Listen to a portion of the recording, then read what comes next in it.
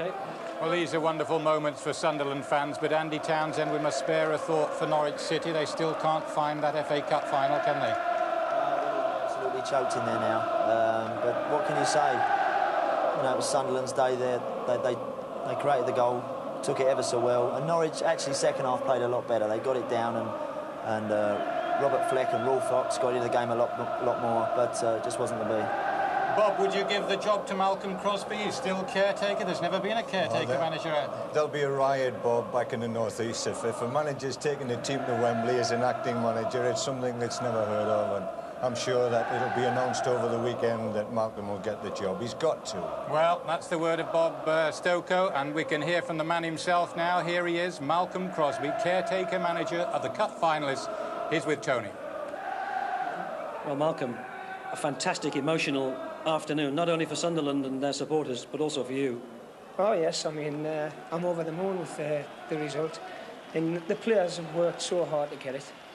And, you know, you only have to look at them magnificent fans out there, you know, and I think they deserve a trip to Wembley.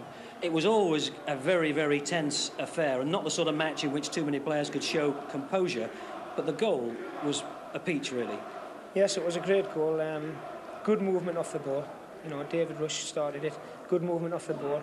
Great cross, and a simple header, but he was there, and that's what counts. How do you explain it for us, the way Sunderland have picked themselves up for this match? In fact, I'm just told, in fact, the crowd outside, they won't go home until you go out and they're chanting, "We want Malcolm Crosby." But don't go just for a moment. Just tell us about this relationship that you have with the Sunderland supporters. Well, you know, I've got a relationship with the supporters because I come from that area. But, you know, there's a relationship between players and myself. It's not just Malcolm Crosby and the relationship. It's with the players as well. And obviously, you know, we've carried along this cup run, and they've got behind everybody. And it's not just myself, it's all of the players involved. Just one quick thought, how are you going to feel when you walk out? I think I might be quite upset, really, when I get out there. It will be emotional. All right, go and see the fans outside. Thanks very much indeed, Malcolm. Right, thank you. Cheers. Well, these are those scenes. Bob Stokoe, they're chanting there for Malcolm Crosby. I think he's going to go and see them as well.